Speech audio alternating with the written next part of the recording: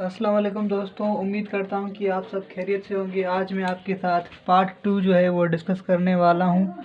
Part 2 के जो MCQs हैं वो मैं आपके साथ डिस्कस करूँगा। मैंने पार्ट 1 डिस्कस किया था।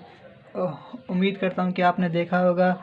तो बीएस नर्सिंग की टेस्ट जो हुई थी, ठीक है, 19 मार्च को, ठीक है, वो अब हम डिस्कस करने वाले हैं 19 मार्च को। तो हमारा पहला एमसीक्यूज़ है, एक मिनट थोड़ा फोकस कर ले। Technique of producing a cell lines whose membrane contain identical copies of desired gene is called, उसे हम क्या कहते हैं। सीधी सीधी जीन क्लोनिंग की डेफिनेशन पूछी गई हुई है, आप लोगों को वो टिक करना था, ठीक है।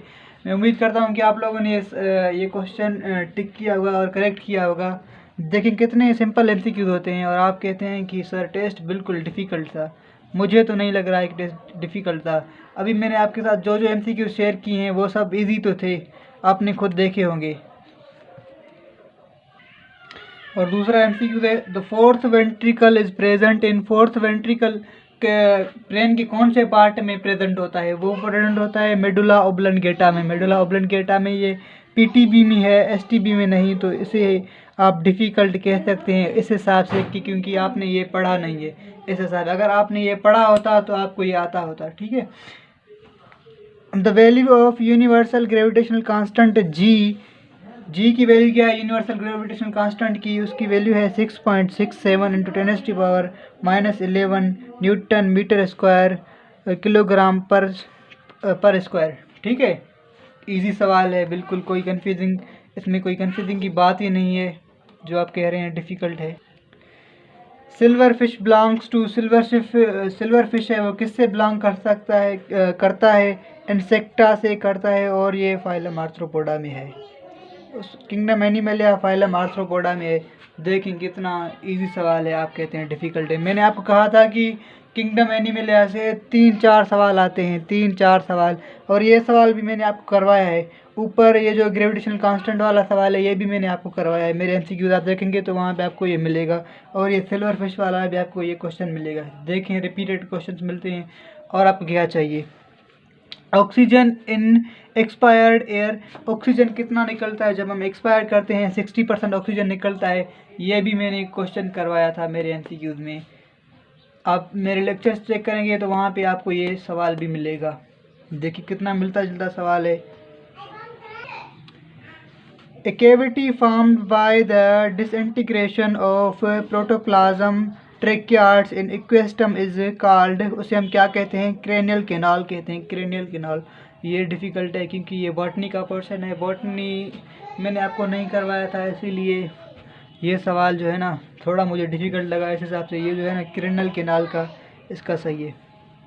और egg laying mammal known as, egg laying mammal को हम क्या कहते हैं, मोनोट्रीम्स कहते हैं। ये भी मैंने एमसीक्यू करवाया था, मैंने मिला है। यूनिट ऑफ कैपेसिटर, कैपेसिटर का यूनिट क्या है, कैपेसिटर का यूनिट जो है फ्राड है, कैपेसिटर का यूनिट फ्राड है।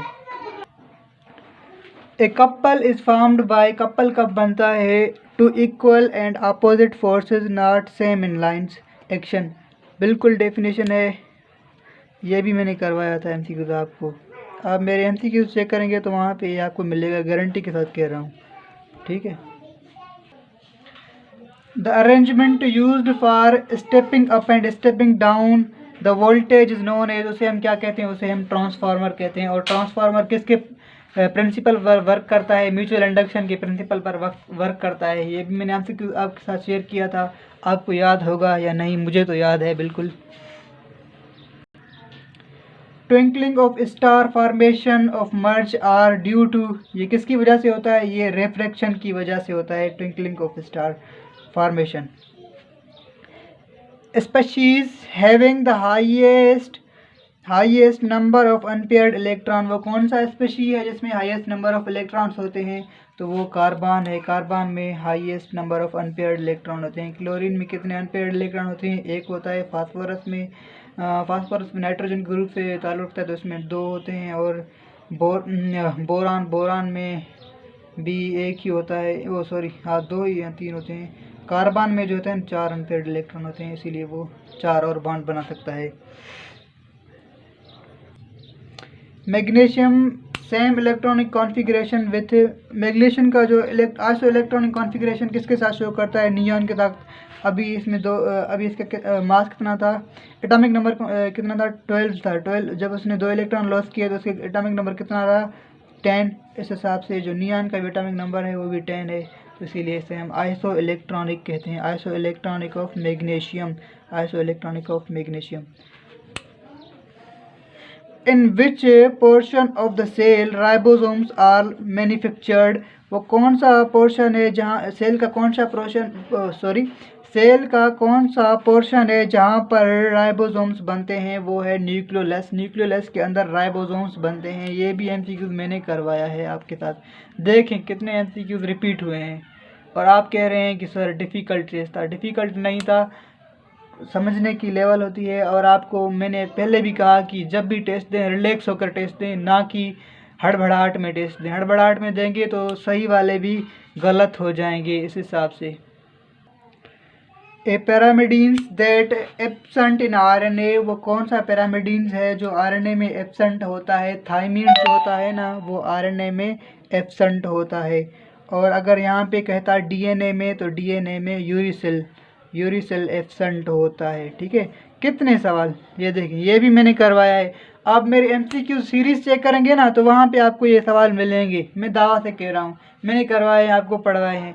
जिन जिन शागिर्दों ने मेरे नक्शे कदम पर चले, इंशाल्लाह उनका रिज़ल्ट बहुत अच्छा आएगा। और देखें कौन सा डिफ़िकल्ट एमसीक्यू था, अब आप मुझे बताएं क्या ये डिफ़िकल्ट थे। ये डीएनए में पैरामिडीन्स कौन सी नहीं होती है, आरएनए में कौन सी पैरामिडीन्स नहीं होती है, थायमीन। और राइबोसोम्स कहाँ बनते हैं, न्यूक्लियोलस में बनते हैं। आइसो इलेक्ट्रॉनिक ये देखें। और कौन कौन से सवाल आपको बताऊं। बस मैं आपको दुआ करता हूं कि इंशाल्लाह आपका रिज़ल्ट बहुत अच्छा आएगा। इंशाल्लाह अब हम थर्ड पार्ट जो है ना वो शेयर करने वाले हैं। थर्ड पार्ट उसमें हम इंग्लिश और बायोलॉजी के एमसीक्यूज़ डिस्कस करेंगे। उसके बाद पेपर वाइंड अप। अल्लाह हाफ़िज़।